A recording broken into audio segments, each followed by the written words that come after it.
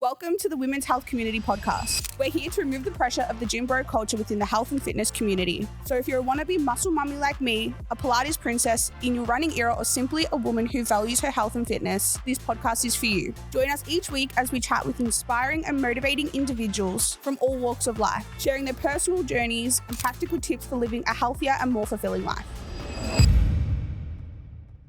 Welcome back to another episode of the Women's Health Community Podcast. If you're new here, hello, my name is Georgia and thank you for joining us. If you're not new here, make sure you rate the podcast. Give us 5 stars. You can only give us 5 stars. I'm not allowing you to give us anything else. But I am here with another incredible guest. This episode, I can tell, is going to be rogue AF. Crackers. If you need someone to be an open book, this is your girl. So introducing to the podcast, Ruby Rolance. Thank you so much for joining us. Thank you so much for having me. I'm really excited to be here. I'm always so much more nervous when I'm the one being interviewed or being asked the questions. Like, obviously, I've hosted some of my own podcast episodes before and it's so much easier. Oh my gosh. Yeah. But I'm really excited about this. Can confirm. And I am an open book because even she was like asking me if there's certain questions that are off limits. And even if the question wasn't asked, I'd probably end up oversharing it anyway. So if we had these microphones recording, I want to say literally 35 seconds ago, however far into the podcast we are, like this would have been my highest rating podcast, but producer Alex wasn't ready for us. So now we're going to have to retell all of those stories. Don't worry, we'll get there. How we start every single podcast is with 4 rapid fire questions. The 4th and final question is different for every single guest. So okay. What is one non-negotiable in your day every single day? I need to listen to some form of music. I feel like that's one thing that I'm really getting into a habit with every single morning is trying to stay off my phone for the first hour and not go straight onto social media, but then just chucking on some tunes and having a good dance and a good boogie and just getting in a good vibrant mood. Yeah. I love that's like that TikTok trend. It's like, shut up, dance it out. Yeah, exactly. I'm loving it. What did you want to be when you were growing up? A musician. I finished my school at a music industry college. I played piano, violin and guitar and I was a singer-songwriter for a long time. So that's actually how I made my income and my money and I used to busk all over Europe. That's so cool. Yeah, so that's like a random fun fact about me. But yeah, definitely a muso. Wow. And what is your death row meal? That's the hardest one. I actually have listened to your episodes and I'm like, fuck, I don't even know. In prep, it's always an almond croissant.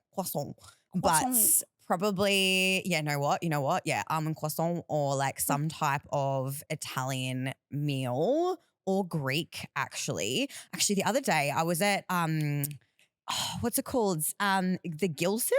Is it the Gilson in South Yarra? Yeah, the Gilson in South Yarra.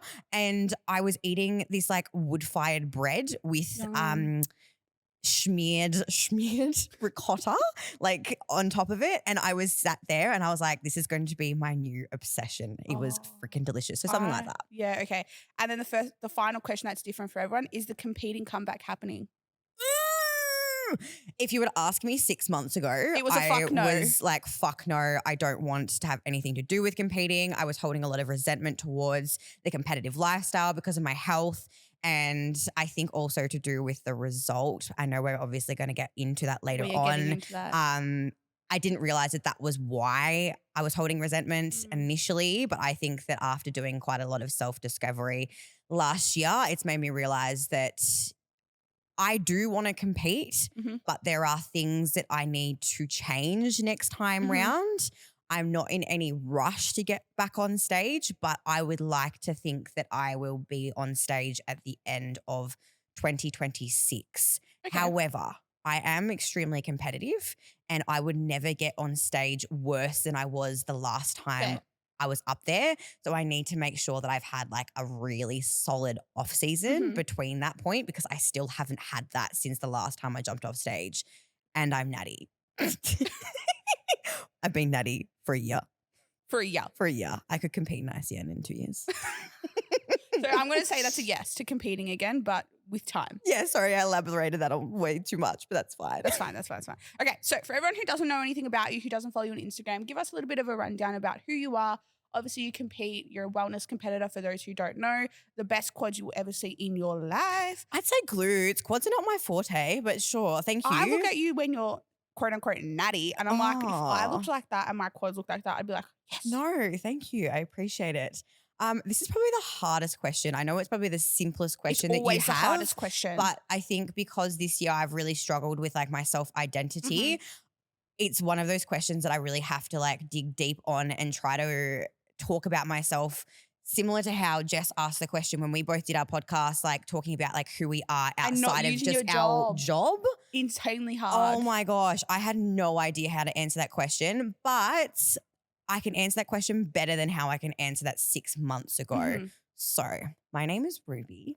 I am a 26-year-old, I'm going to say my profession, I'm an online coach, but I'm also a highly neurotic feminist ally within the women's health community. I'm a big ally within the LGBTQIA plus community. And I just want to make sure that everybody knows that.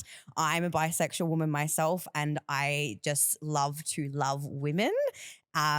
Which is why I've gotten into the space in the first place, working specifically with women. Yes, I do have a couple of male clients, but because I work with Jordan, I generally just handball him off the males because I just love working with females. I love There's females. a different vibe with working with girls. We're on the same wavelength. We have the same, neurotic tendencies. I feel like, as a marginalized group of people, we can empathize with each other. We also have very similar experiences within, a lot of our upbringings, a lot of our traumas, a lot of our, mental health experiences.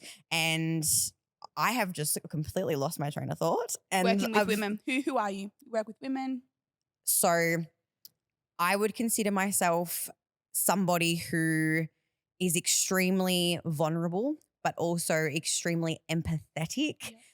I would also be probably too much for a lot of people, but I think that that's something that I'm trying to get out of the habit of saying because I am unapologetically too much now. Yes. And like you said on your story, which I did see yesterday, I think it was, you were going to get out of the habit of people pleasing, but then also just not sticking up for your values and your opinions. Yeah. And as somebody that does have a lot of opinions and is extremely opinionated, I am going to go about the next couple of years, especially now going back to uni, as somebody who is really trying to stick by their values. So for those who didn't see my story, I put up that 2025 is a year that I'm no longer going to be vanilla in order to please other people. And I think that is like I'm seeing all these ins and outs for the year and no one is talking about the fact that I know for a fact this year we are all going to stop people pleasing, stop saying things just because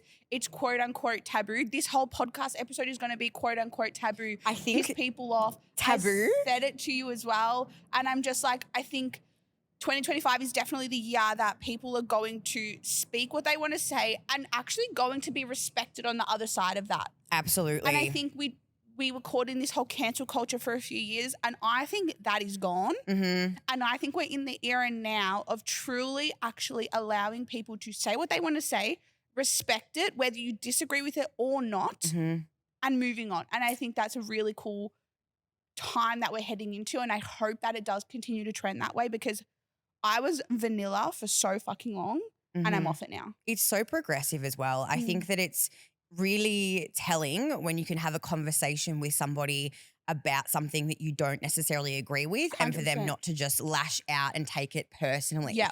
Like I've just gotten up my ins and outs because I put mine up on social media and it's so interesting that you obviously said the word taboo because that's on my vision board as well. I'm just about to start reading a book called Taboo. It's by Hannah Ferguson.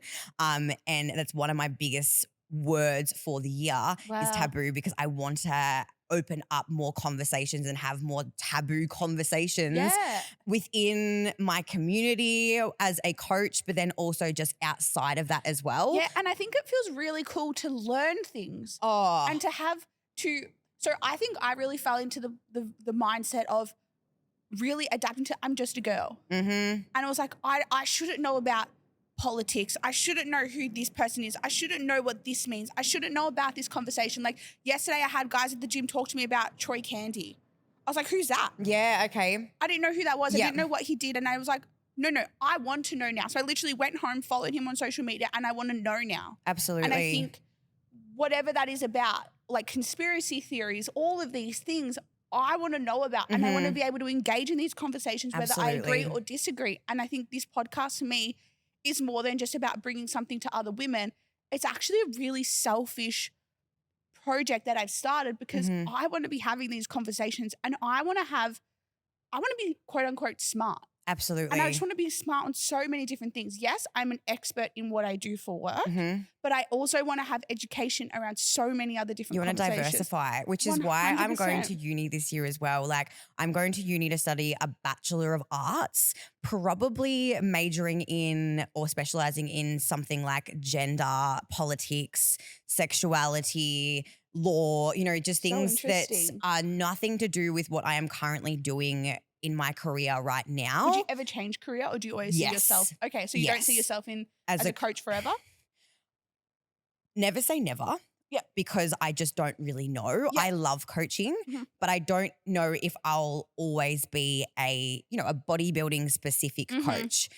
I'm reading a book at the moment that's talking a lot about internalized like fat phobia as well. And it's really kind of resonating with me a little bit because I've realized that a lot of why I even started in the industry in the beginning was because I did have an internalized fat phobia. Wow. And I did have I'm writing like notes down for these books, and I'm going to put up a post because I've had a lot of people throughout this podcast recommend books, and I'm going to put all your recommendations with all of them. 3 books that I can recommend that I've just finished one, and there's 2 that I've started / just about to read. So Bite Back, I have just finished. It was incredible. That is a lot to do with it is a feminist book, but it's a lot to do with the political ideas within Australia, the media, the Taboo, which is the same author but slightly different. I haven't started reading that yet, so I can't really comment on that too much, but people rate it. And the one that I'm currently halfway through, which I'm loving, is called Women Living Deliciously. So you can only imagine what that's about, but it's so good and I'm loving it so far. Yeah, okay. So I'm going to definitely put this up because I think that'll be really cool because I think everyone's always looking for different book recs. So absolutely. It's like, As really an cool avid book. podcast listener as well, I can recommend heaps of podcasts. All right. And audio books. We'll go back to that later though. So Yeah. So you don't see yourself working within the coaching industry, specifically within bodybuilding. Do you think that being in that industry has kind of put you in a box? It does, which is why I also wanted to start, like last year I had the idea to start a podcast like you, and I will start a podcast again with a co-host this year. Yeah. But I didn't necessarily want it to be specifically around bodybuilding or even fitness necessarily. That is my niche, and it's also where I network mostly. So it's hard for me to branch. People like that on. So much Same easier. with It's pretty me. much the only people that I speak to are in that industry, which is why I'm so excited to start talking to different sorts of people at uni. And then also I am making it a habit this year to go out of my way to just message people and ask them to hang out. I know that's like the last couple of days, I honestly have messaged people that I really resonate with online that live in Melbourne and live close to me. And I'm like, fuck it. You know what? I'm just going to just see if they want to hang out. If they're open, they're open. If they're closed, they're closed. That's not an issue. Yep. But that's nothing to do with me. I'm just going to put myself out there and be like, hey, do you want to catch up for a coffee? Do you want to catch up for a walk? Bloody, bloody, bloody, bladder.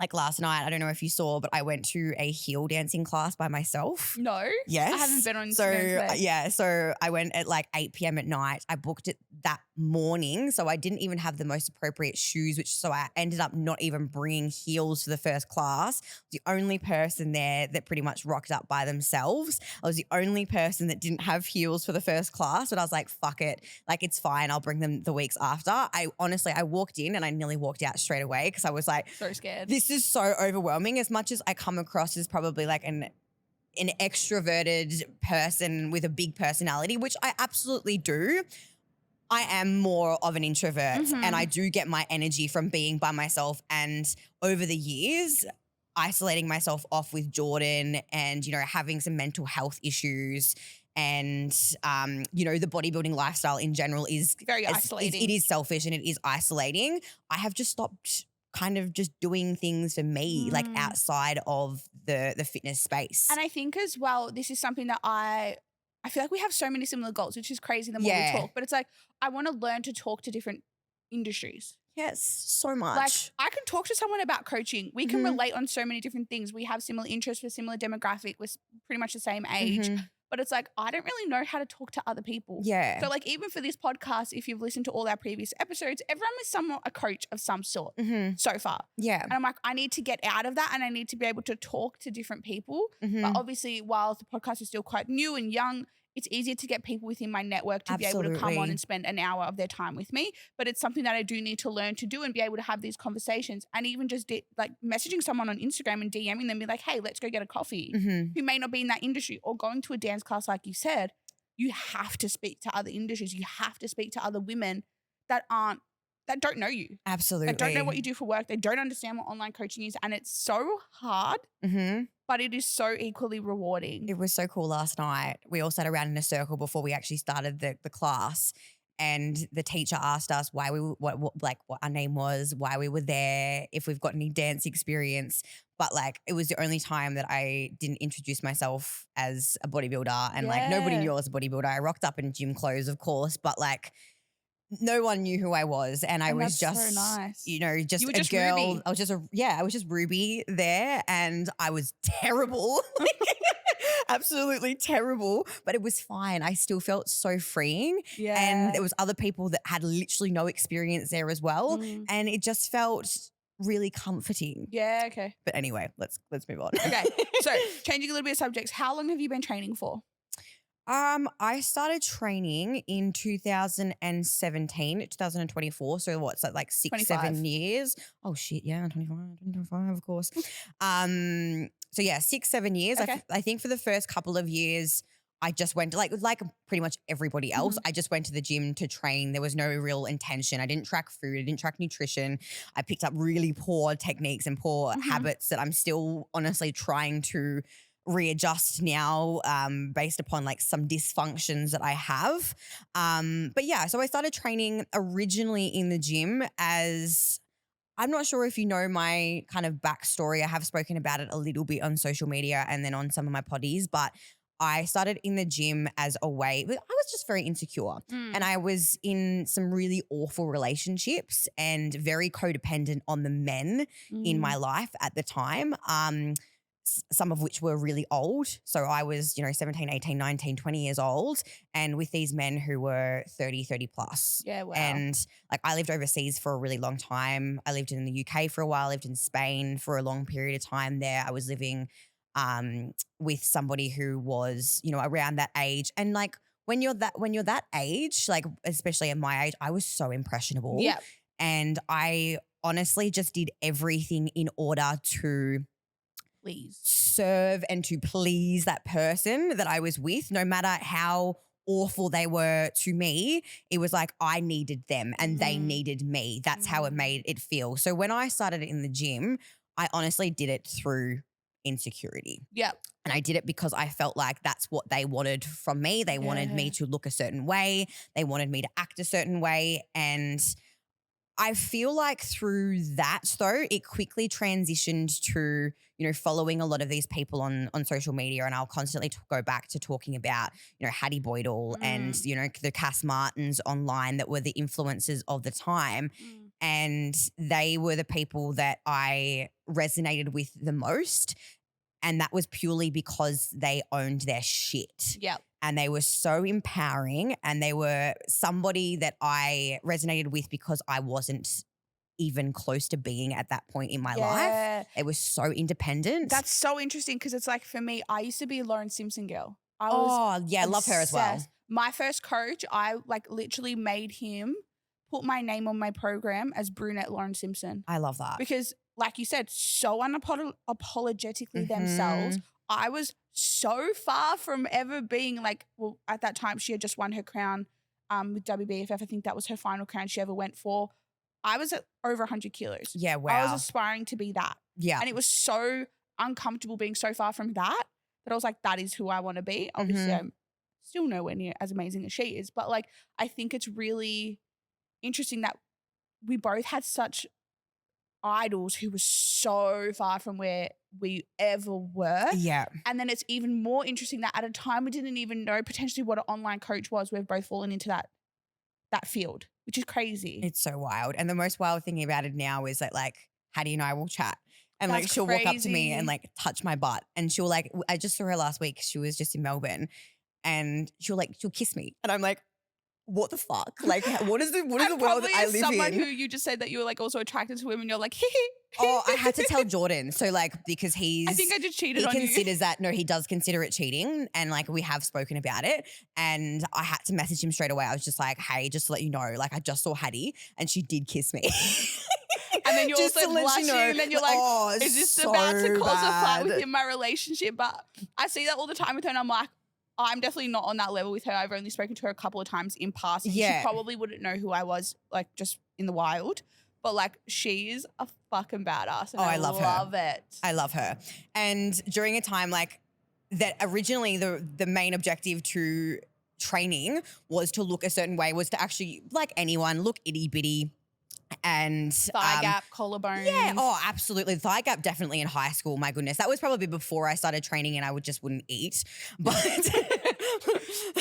hashtag health. Yeah, so I wouldn't eat. But like while I was actually training, I was doing it to please the person, and then it very quickly turned into a despising the person that I was actually with. Yep. And I remember them turning around one day and being like, you're getting too big. You're getting too muscular. Like I miss because I'm a short girl. Yeah, I'm 5 foot nothing. So like muscle on me does look like it's a lot. It looks like muscle because I've got small muscle bellies. So it makes me look dense and it makes me look like I've got a lot more muscle than I do. So even back then, like 5-6 years ago, it was like, you're getting too big. I miss my little pocket rocket girl. Yuck. But I just remember like wanting to despise that person because I was starting to really not like the person that I was with. It comes and to that I was whole like, revenge. and I was like, revenge. I want to just keep pushing. And I love the way that these women look online, and I want to be like that despite what you're saying. So I think that was a really turning point in my, I suppose, career, or just the way that I looked at fitness and bodybuilding as a whole, because I was doing it for him originally, or the people in my life, to then I was 100% doing it for myself. Like I could have so many people online tell me that, you know, I look like a man, or I look like this and look like that. This is actually one of my questions that I have for you. Oh, but I tell you what, I do bite back on that sometimes now. And I love saying bite back because I've just listened to, obviously I've just read that the book. Yeah. But I don't usually reply, but sometimes I just want to fucking give it to them. Yeah. But it's not even like give it to them and like lash out to them in ways where it's going to offend them. I try to really be smart about my approach and just ask them questions. Yeah. Be like, why do you consider muscle masculine? Well, that was literally one of the questions I have for you. Do you feel like you get a lot of projections about being unfeminine because you are quite muscular? You are quite dense. And like you said, you're probably just hitting 5 foot. Yeah. Like, do you think you look dense? Like you just, even when you're not lean, when you're like, now you haven't even done your off season, which I'm sure you're going to continue to grow. Do you feel like you get a lot of projections about being unfeminine? Absolutely. But like, what the fuck is feminine? I'm sorry. Yeah. But what is feminine? What is classified as feminine, especially in this day and age in 2025, when like I am all for, you know, transgender rights as well. And I think that you do have another question that you'll probably ask later down the line, but like I genuinely cannot, like I can't classify what is feminine, what isn't feminine, but muscle is not masculine nor feminine. And do you know what I find really interesting as well? I feel like these projections always come from this stupid anonymous link, and I'm like, if anyone here follows me on my personal Instagram, I literally just had my whole like first ever like issue with that today, specifically like What did they out, say? Oh, they were just like that. I felt I looked like a bully, and that I was really aggressive and really harsh within my approach of like trying to get like on marketing myself within coaching. Definitely don't think that's true. I had a really civil conversation, like answering these questions. I think I handled it quite well. But I think everything like that, and I'm sure this is with you within your unfeminine projection, it's always anonymous. Yeah. And if you were to probably see who it was, they would probably be like, the biggest quote unquote girls girl. They would have been the feminists. They would have been these women that are all for the girls, but then actually are the biggest fucking haters and the biggest people to always be the first one to tear someone down. But because they're doing anonymously. You can see who sends the messages now. So everyone is triggered on my stories today because I got 4 messages from this girl and I know it was a girl. You can always tell it's the same person as well. Because she said she did a consult call with me. Yeah. I only do consult calls with women. Did you find out who it was? Well, you can't find out specifically who it was. You can find out like. Mine, some of them do. I think you can if they follow you or you follow them. Because I've had 2, like I've paid for it twice because I'm like, fuck it. I just want to know. It. And you can see the phone, the internet provider, a pin drop of their location and how many messages they sent you. And then I've had profiles come up. Really? So Yes. I didn't have profiles and I always thought that it was like an anonymous name. So it's just like a whole bunch of random letters and numbers and everyone they've ever got is like that. So I was like, why is it always the women that are so quick to send these anonymous messages but do not have the balls to say something to my face if I have triggered you or if they have this really intense, strong projection of you? Absolutely. Say it to my fucking face. Absolutely. Grow your set of balls. Inherently. Come out and literally just have a conversation. Yeah. And I'm sure if someone had that projection of you and I said, oh, look, Ruby, like, just say we're having a conversation. I don't understand how you're so muscular. Don't you feel this way? Don't you feel like, oh, Geordie, your partner may be a little bit unattracted to you because you're so muscly? Quote unquote, fucking Geordie is a beast. So Ruby looks tiny next to him. So that's not ever going to be an issue. My God, it's bigger than his though. Oh, Geordie, come back at that. But like, seriously, I think as well, you are so like open to conversation. I mean, this whole podcast is going to be a representation of that. But have the conversation to your face. Ask the questions. Just Don't fucking be like, ask me why. Ask me, why I think a certain way or why I do something in a certain way and just don't assume. Yeah. I feel like assumption is the mother of all fuck ups.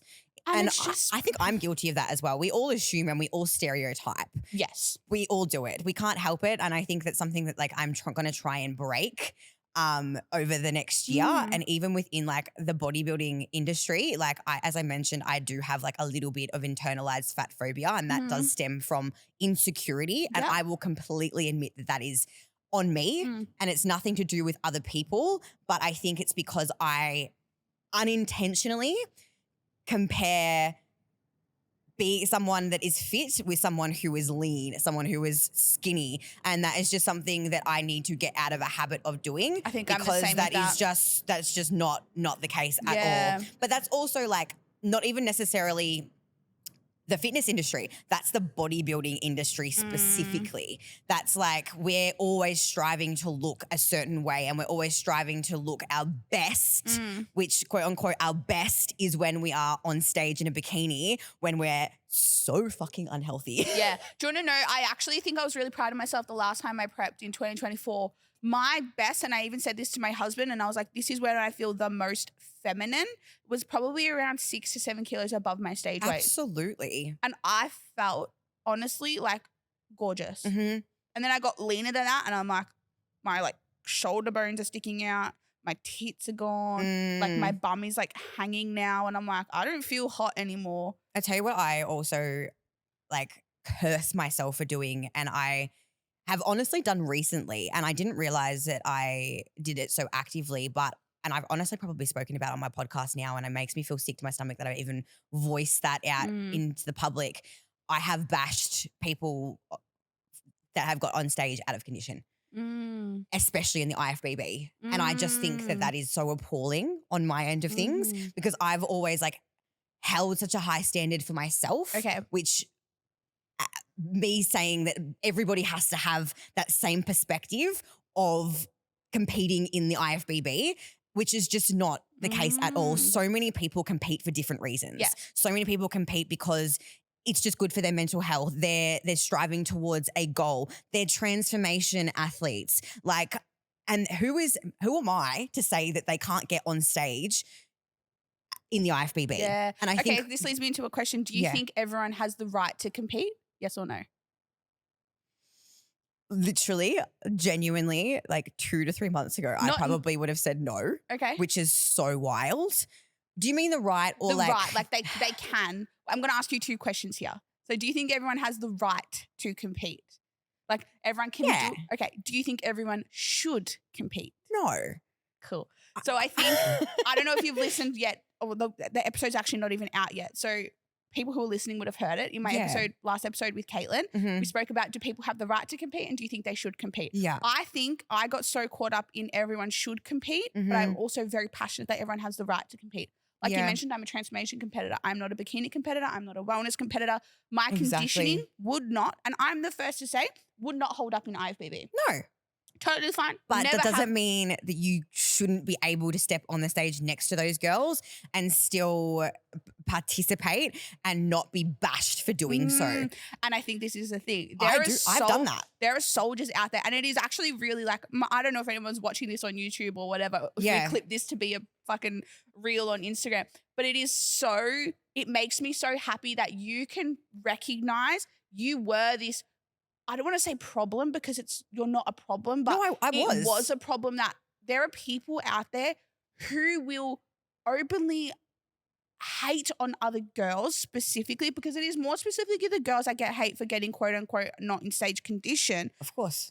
But then I think it's really funny that. it is really amazing that you have matured and grown into this woman who can recognize your mistake. Thank you. And then actually enter this whole new mindset of, that was wrong of me and that was a really poor judgment of me and potentially a poor reflection of who you are as an actually individual. But also I can understand it because you hold yourself and you compete to a really fucking high standard of, you potentially want to be a pro. You and Geordie equally want to be pros. Not everyone has that goal. No. And it's so funny because like I think for so long I just looked at competing as the be all end all to my career, but then also like if you're competing, you should be competitive. Yeah. Or like if you're not competing, if you plan on competing, you should plan on being competitive and you should strive for greatness. And that's just so naive and ignorant for me to think. I think everyone does do it at a place of being competitive, but also I think competitive on everyone to themselves looks different. But then also like my idea of competitiveness is competing against other people, right? And some people it's just for themselves. Exactly. So interesting. So interesting. Before we go any further into all the comp stuff, I've never done this before, but because it's you specifically and I know that I can answer you anything, I'm doing about my micro penis. I'm kidding. No, it's in there. It's in there. Hold your horses, everyone. It's coming.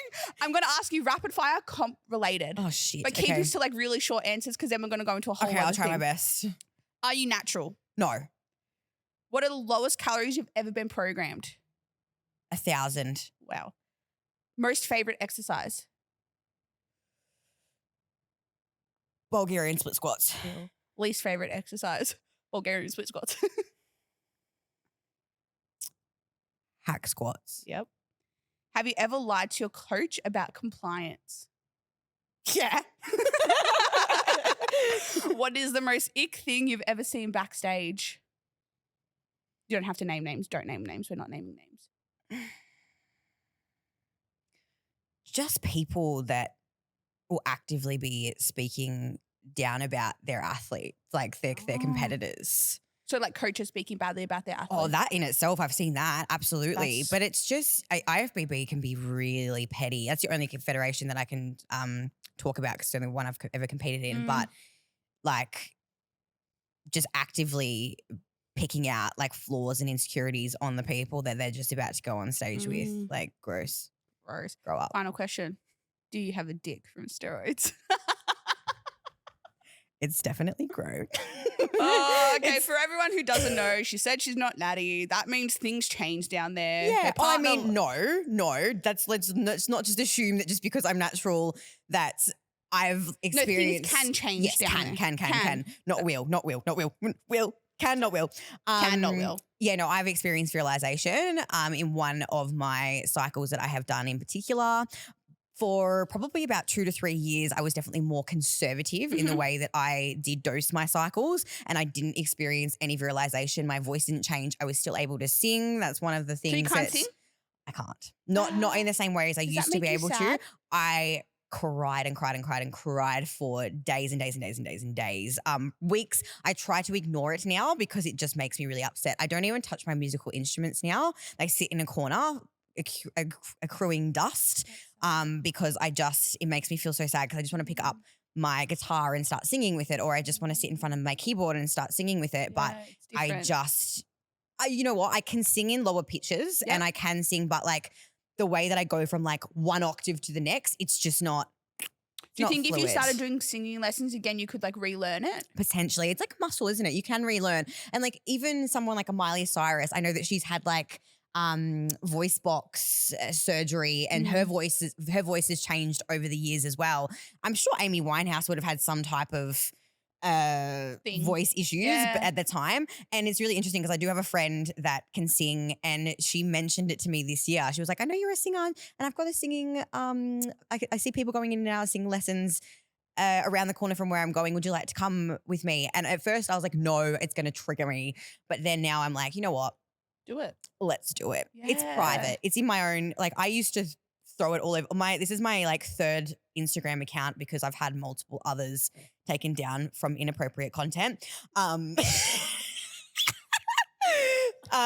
anyone that doesn't know, I used to do naughty things, but we're not going to go into that. I get asked about it all the time. I actually remember this phase of your life. Yeah.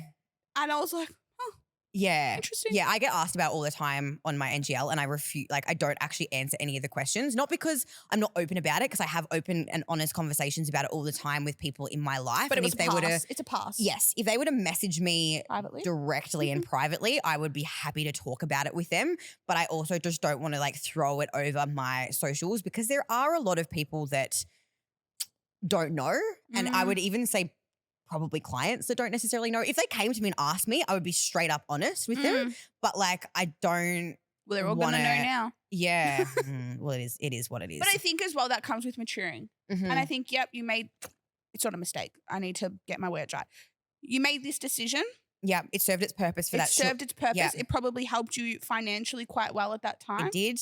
And that is fine. Absolutely. You left that in the past and now you don't need to keep going back and dwelling about it. Absolutely. Not dwelling, but you don't need to keep reliving. You don't need to keep talking about it. It doesn't need to be your identity. I think the hardest part about it for me was I look back at that time and I know that I wasn't in a very good place mentally. So like the reason why I did pursue it wasn't for the right reasons. And like so many people will actively work in the sex industry, whether it's, you know, OnlyFans, friggin'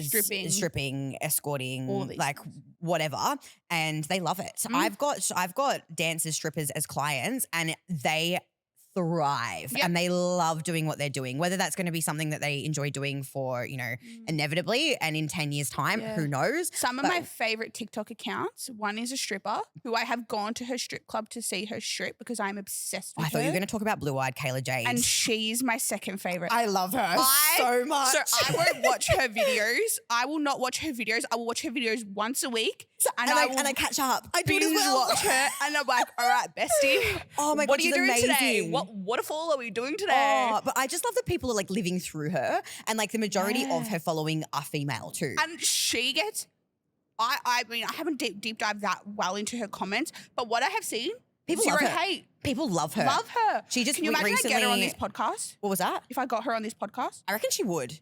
How do I like contact Blue Ivy if you want to come on my podcast? You want to come on my messages? She just went on the first podcast I've ever heard her on. She just did Abby Chatfield's. So I'm an Abby Chatfield fiend. I literally was just listening to her on the way here.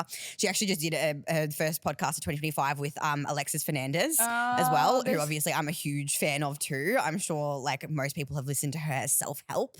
But yeah, if you haven't listened to Alexis Fernandez, get onto her. She's amazing. You know where some people's like voices really suit podcasting and then some people's don't? I hope mine does because I feel like I've got that face for radio. You've got a voice that is very recognizable. Really? Yeah, certain people do. And I feel like if I can listen to a recognizable voice and it's a voice that I like listening to, I'm like, I can get around this. Is that a compliment? Can anyone let me know if that's a compliment? I feel like because I know you, it's different. If it's usually when I don't know somebody because sometimes I listen to... Especially if it's two people like co-hosts and you don't know who's talking. Like it took me a while with like the Shameless girls to work out whose voice was who because it's two girls that would talk and I had to like learn whose voice was who. I forgot who the Shameless Girls were for a second then. And then even like Raw Reality, like I've had them a guest week at my event before, but when I first ever was introduced to them, yes, I knew Lily, but I've had some people reflect me being like, I don't know which voice is which. I think like it can take a while. So I think sometimes it's very hard to fall. I listened to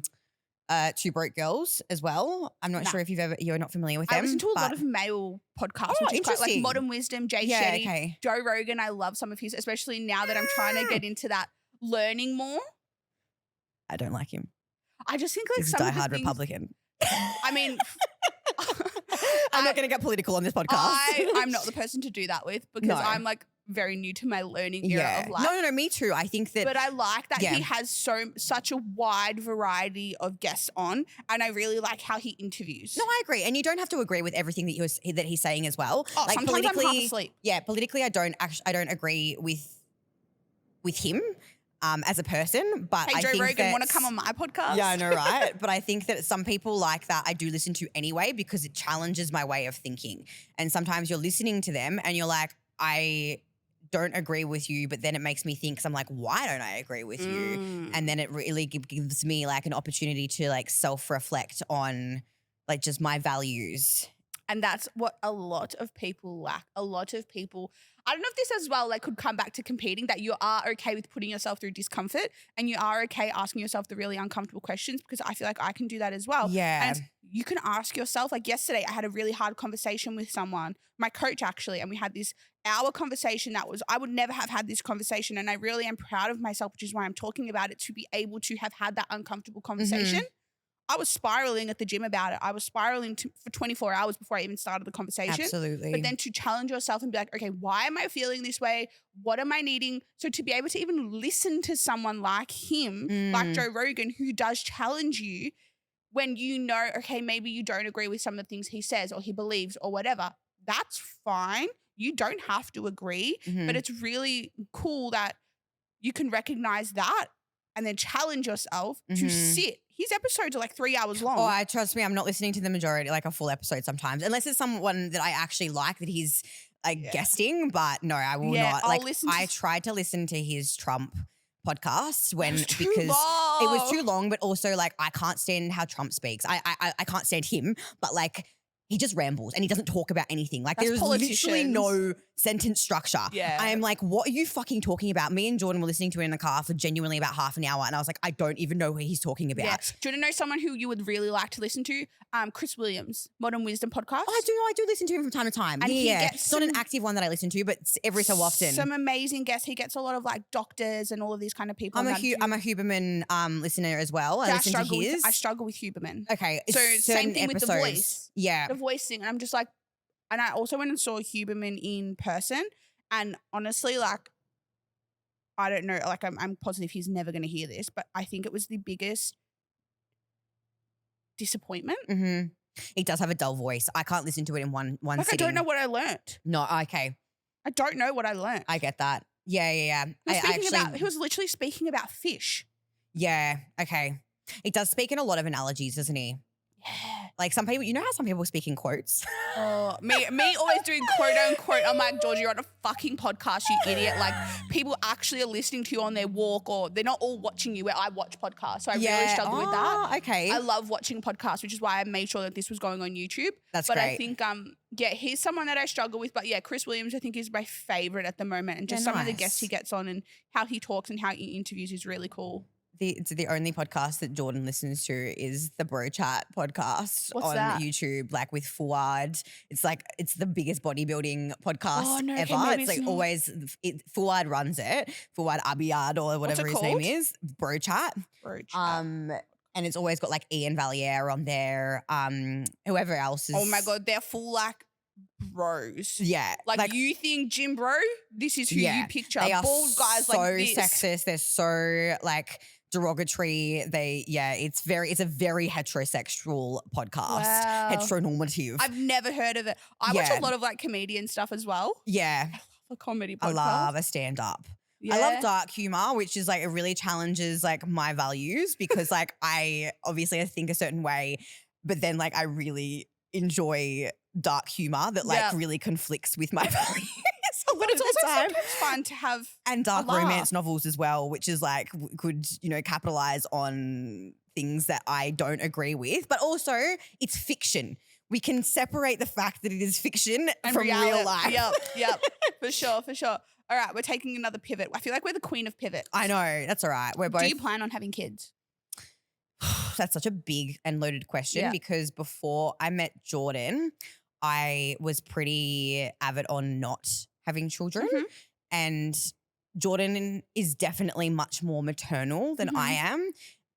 And I can envision my life with a family with Jordan. And it's the first time that I have actually been able to. I think probably because I'm out of age now where we actually think like that. It was fine that I didn't think like that when I was 20, 21, 22. Totally normal. But also I wasn't with like people that I could even envision a future with because they just weren't very nice.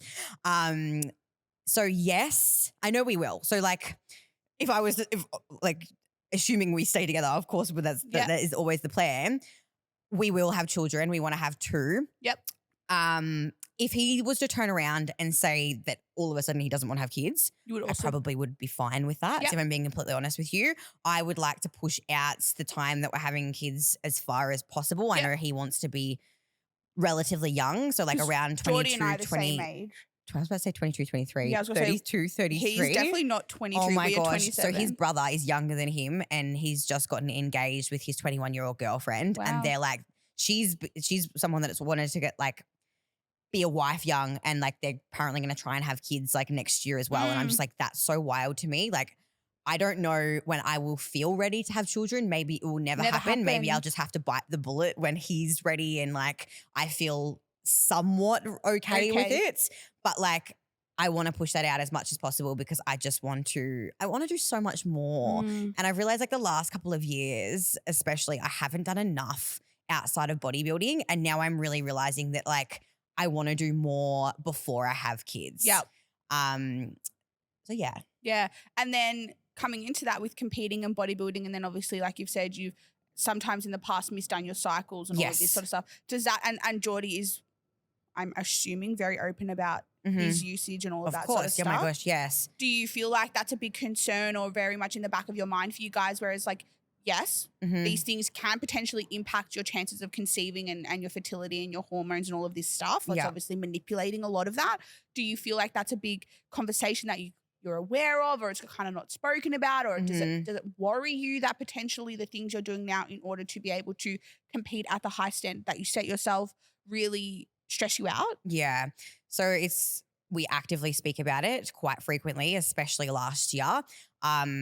One of the biggest things for me last year was, my health wasn't in a great place, mainly to do with my gut health, but also after my last show, hormonally, I wasn't in a great position. To be fair, on a blood panel, it actually didn't look too bad, but I wasn't getting a regular cycle. I've only really just now, a year later, started to have a regular 32-day cycle, and I've only had that once. So that's why I'm in no rush to get back on cycle, but that's also why I'm in no rush to get back on stage and compete, because yes, I obviously want to get back on stage and be competitive, but I also know that I need to approach things a lot differently next time round, hence why I'm working with a gut specialist, a fertility specialist. I work with Ben Carnes. I'm not sure if you're familiar with him. He's incredible. Okay. So he used to work with a lot of bodybuilders. He is a bodybuilder, like an old school bodybuilder himself, but he mainly specializes in like autoimmune and gut health, and also male fertility as well. So like when the time does come, in the next 4 to 5 years, I will absolutely urge Jordan to probably go and speak to him as well. I think that's also very underrated, male fertility. It's not spoken about very much. It's like, because you do hear about these bodybuilders that just get their girlfriends or partners pregnant, but what isn't spoken about is the fact that most people don't, and they will have to be off cycle for at least 6 to 7 months to even be fertile.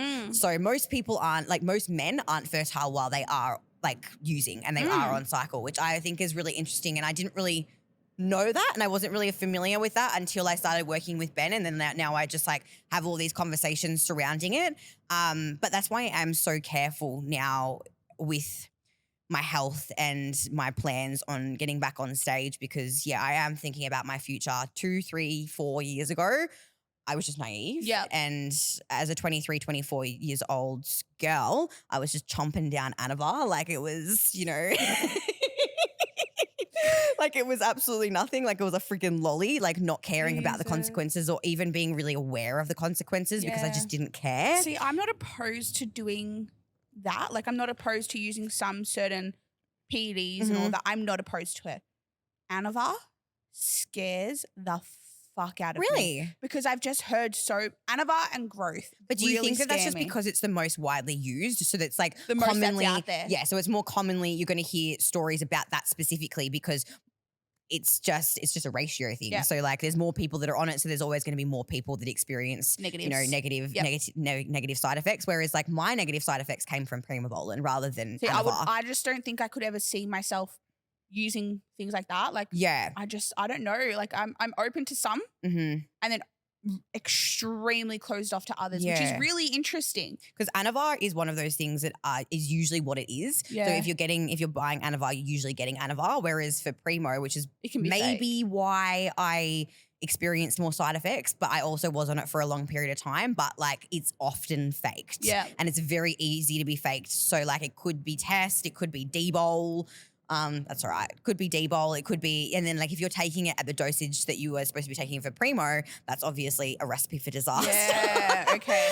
Hence So why interesting. I've It's a whole other experienced- world, and I feel like people are just so freeing with like using it, and it's like, do you guys not think about these other things? Like that's why I'm asking. I'm like, I'm curious. Like, is this a conversation? Because I'm like, there can be lasting, lifelong implications that come with it, and I think so many people, like you said, are so quick to chomp down these things Mhm. without actually thinking about the health side effects. And I Mhm. think there was one FMG show, I think it was still WBFF at the time. I reckon maybe like 8 girls ended up in hospital after the show. That's so wild. What, from dehydration or like Look, none of them really diuretic came use, out. do you reckon? I think it was a combination of Yeah. that. Some girls weren't natural. Some girls were obviously dehydrated. Some girls ended up having freaking like one girl was I think like appendicitis. One girl Oh, was something wow. with her stomach. Like there was a whole range of things. But I'm like, my mind, as soon as I see someone, as soon as they come off stage, go in hospital, I'm like, you didn't think about the implications of what you're Bodybuilding is healthy. Health and fitness.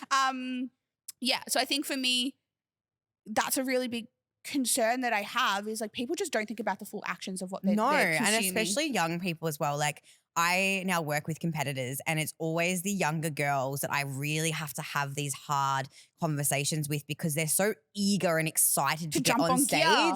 To jump on gear, but to jump on stage, they want it now, they want it fast. But like I'm having conversations, more productive conversations with the older generations because they're like, no, I want to go about things more appropriately. I plan on having children soon, or like I just want to be in a good place hormonally before they're menopausal. And it's really interesting. I always try to explain like taking PEDs is like filling up a cup. So like the more you take PEDs over a certain period of time, the more you're sensitive to any type of virilization. So for me now, because I have experienced virilization, if I take anything, doesn't matter if it's like 5 milligrams of VAR, I am more susceptible to experiencing side effects than I was at the very beginning of my use. But so that's why I keep telling people, especially when they're young, I'm like, start slow. My God, just play the long game. Start with non-androgenic compounds first. Start with things that aren't obviously going to be hormonally compromising, and then just accrue. Like, get the most out of the least in the beginning minimum stages. effective dose. Like I say this to everyone, even if they're not planning on competing. It's like, even from a training perspective, it's Even like from a fat loss perspective. Yes, get the most out of the least. Like, why are you going so rapid fire so bloody quickly? But I understand it's hard due to social media and you're constantly seeing people that are, looking a Less certain is way. more Like and I all have these clients that are like 40, 50 years old comparing themselves to me. A 26-year-old female who has been taking gear since I was 18 years old, started young. I am young. And like they started training maybe 5-6 years ago. Yeah, So that's in their insane. late 30s, their late 40s. So they're never going to, or maybe even came from like being quite overweight themselves. So then they're complaining about their loose skin, which I had this conversation yesterday, yeah. with this, absolutely, because it is hard. And to be honest with you, I'm terrified of aging. Same. Every birthday I cry because I'm just like, it is my biggest How old are you fear. again? I'm 28. I'm turning 28 That's in 2 right. weeks. You're Jordan's Yeah. Jordan's age. So rogue that I literally knew your partner from like high school. Wait, is you 27 now? Yeah. Oh, cute. So you're 97. Seven. Yeah, gotcha. Yeah. Oh, I'm 98. You're 97. He's 96. Go besties. Yeah. Yeah, but I literally knew your partner and it's so interesting. But I blanked on what we were saying. I don't know. I feel like we just went on a little bit of a tangent then. Go us. Okay, should we just change it? Yeah, we next can conversation? change that. Okay. We went Sorry, on a everyone. PhD tangent then. If everyone was interested in that conversation, we both just looked at each other like starry-eyed, like, what are we saying? Anyway, so Both your undiagnosed last ADHD. comp, I don't even know how long we've been recording for or how long we have left. Are we kind of good to keep going? I'm just getting Alex to check for us. Imagine Alright. if it wasn't even recording Imagine. still. We've got 13 minutes left. So I'm going to ask you one more question because this question is going to be a big one. Your Oh. last comp, you and Geordie prepped together. You competed together. God, There was okay. a lot of hype. I mean, I was definitely in the hype of you guys are going to turn pro together. Yeah. That didn't happen. You mentioned that you were a little bit bitter about that. That is why you took a break from competing. Yeah. Ish. Yeah. I'll let That you ask took the you a question little first. bit of time to get to that Yeah. thing. And do you feel like, and I think that there was this big uproar on social media in defense of you guys that you were quote unquote robbed Mhm. of the pro title. Mhm. And I'm interested in how you feel about that. If you agree with that you should have won or you should have turned pro. Not that anyone deserves or is expected, but in my opinion, you guys had some of the best physiques on that day. Thank you. As someone who isn't a judge, I'm just a spectator, a very avid spectator of both Mhm. IFBB and FMG. I go to a lot of the shows. I want to know if you feel that you were like ultimately robbed of the pro title, and then also what was the judges' feedback that was given? Okay. Keeping in mind, Yeah. you are wanting to compete again, so we are going to be nice and Oh respectful. my gosh, absolutely. but Yes. I'm just curious. Firstly, I just want to just start this off with saying that I would never want to discredit Lydia, who obviously beat me. Yes. And she has an incredible physique and was clearly the person who was more favored on that day. Yep. From a criteria perspective. Which is I all think it is. the hardest thing for me that day, especially looking back at the photos, was understanding why I didn't win. And I still look back at those photos and it does confuse me. Mm-hmm. Not because I think I deserve to win, but I'm like, Criteria-wise. I really did think that I nailed it. Mm.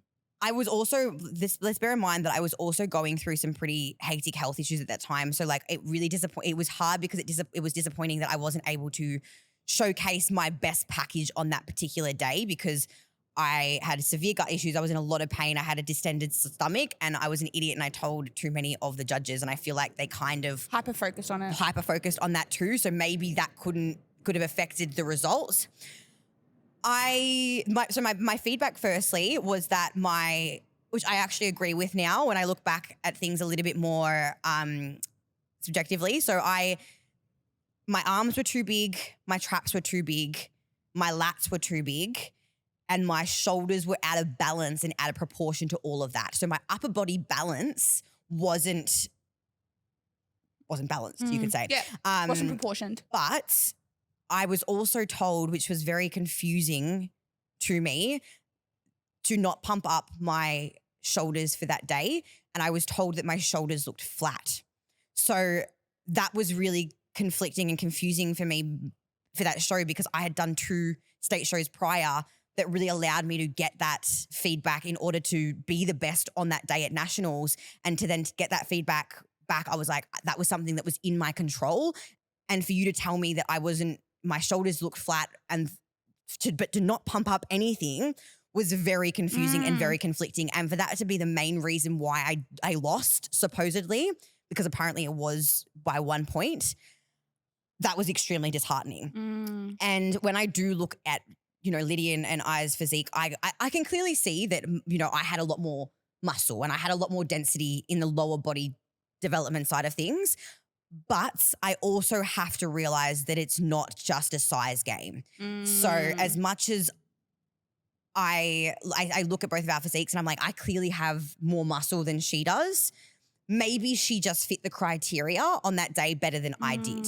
And it's taken me a while to get to that point because like I truly believed that was my year. Yeah. I had so many people I had so many people blowing smoke up my ass leading up to that show. And the only thing that I had as soon as I walked backstage was sympathy. Oh, and I literally was remember, like, I can avidly remember this photo, and I think Nay took it.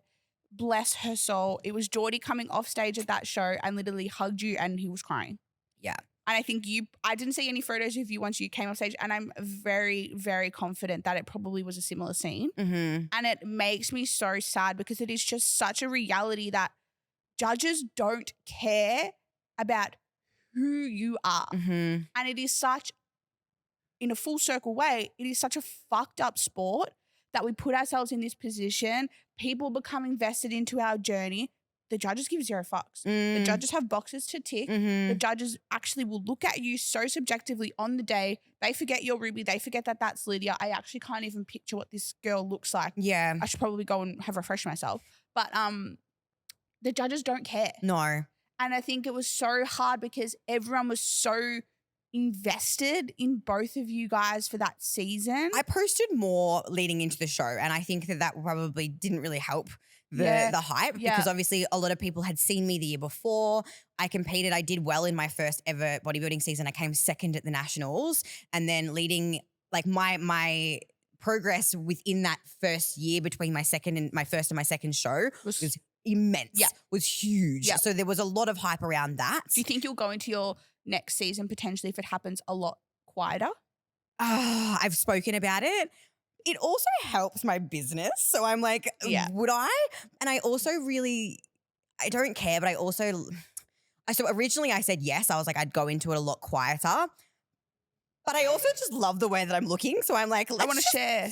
Let's just show it This off. is my thing. So 2024, I prepped. I was really quiet. 2022, I prepped and I was really loud. The difference in business wasn't as like different, but I feel like I look back at 2024 and regret not being loud. Absolutely. And I regret that I got to my best package at that time and I don't have as much content and I don't have as much memories now of that. So I find that I'm sharing a lot more of it now because I'm like, I miss it.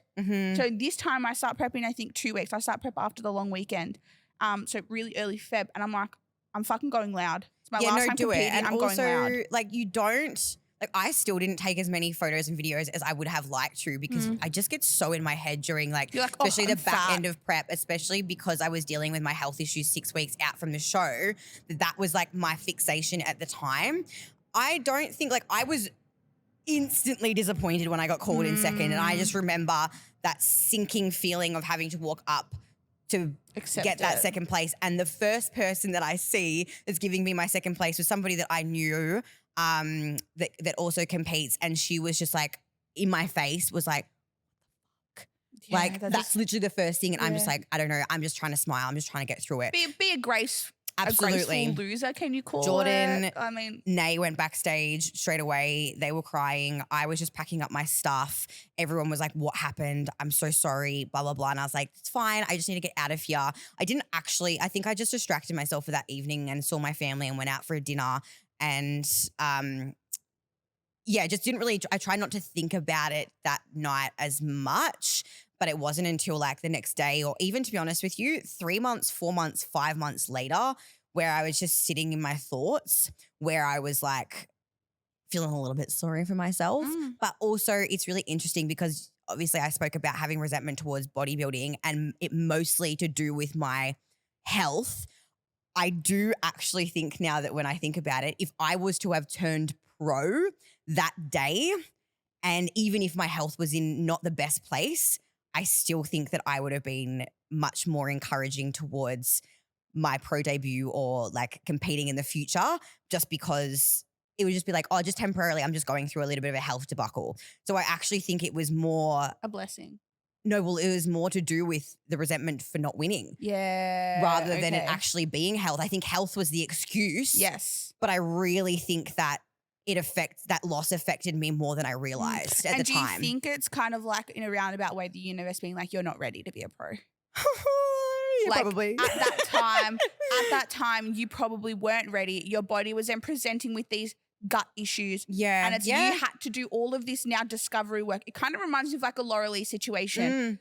You had to do all this discovery work to find out this impartial decision about what had happened on that day. Yeah. And I think maybe now it was like the universe way of being like, Ruby, you need to find yourself. You need to know who you are outside of bodybuilding. You need to know who you are as a woman, as a girlfriend, as a coach, as a student now. And then maybe now the next time you compete, you're going to have a lot more of a subjective opinion about what goes on the day, potentially go in with, I don't want to say less expectation because you have said that you are quite a competitive person, but you're going to go into this day just being like, whatever happens is out of my control. Yeah. And go in it more so to enjoy the experience. If you turn pro, fucking we're celebrating. Absolutely. If you come second again, it's not going to feel like a personal attack. No, I think that I've learned to lose now. Yep. And I think that it was actually really productive because lose with grace. Yes, lose with grace. Like I was able to take a step back and actually look at the perspective as a whole and look at the reasons for why I even am a bodybuilder in the first place. Because I think I was so hyper fixated on just turning pro that I just lost myself through all of that. So it was, who knows if I had turned pro, if, you know, I would even in the place that I am right now in relation to the growth that I've had over the last year as a person. It's been huge. As someone to follow you, it's been huge. My transition, like outside of the fitness space over the last year has been massive. Yeah. And I'm really grateful and I'm really blessed that like I have been able to take a step back from just bodybuilding because it's enabled me to have perspective for, you know, women in the industry, like bodybuilders, people that losers, but obviously like think about more of my health as well and have these conversations and start to learn more about like my body. And I don't know what the future holds for myself at this particular moment of time. I have a good idea. I think this year is a lot about, I think on my TikTok yesterday, I was like 2024 was the year of self-discovery or the year of growth, and 2025 is the year of action. Love. So 2020, moving into 2024, I had no idea who the fuck I was. I was having a huge identity crisis and a big identity shift. I didn't know what I wanted to do moving into 2024. I didn't know what my goals were. I was really struggling mentally because like I knew that I would have had to take a step back from the bodybuilding space and I didn't really know who I was outside of that. Yep. So last year I really kind of dug deep and worked out what my values were and, you know, started putting my energy into other outlets. And then now moving into 2025, like I wrote out all of my goals into categories and it didn't take me very long because I really knew what I wanted. That's so and good. like I have my vision board and it's very clear to me and I know exactly what I want. Like, don't get me wrong, it's still going to be a huge year of growth and evolution and I'll probably be a completely different person by the time this year finishes as well. But like I have a great idea of where it's going, which I was not there last year. I love that. And I feel like that's the perfect place to end this podcast. I know. That was actually a really good ending. Really good wrap up. I did good. I did great. I did good. Well, thank you so much for spending the time with us. I don't even know how long this episode was, but it was a fantastic one to record. I loved learning more about you. And thank you so much. I do want to apologize me. if you did hear quite a lot of airplanes throughout this episode. Apparently, yeah, there was loads, wasn't there? There is not normally this many. There is another one coming over right now, but we are moving studios very soon. So hopefully that won't distract you and won't deter you from listening to future episodes. But thank you so much and we'll see you next week. Thank you so much for Bye, having guys. me. Bye.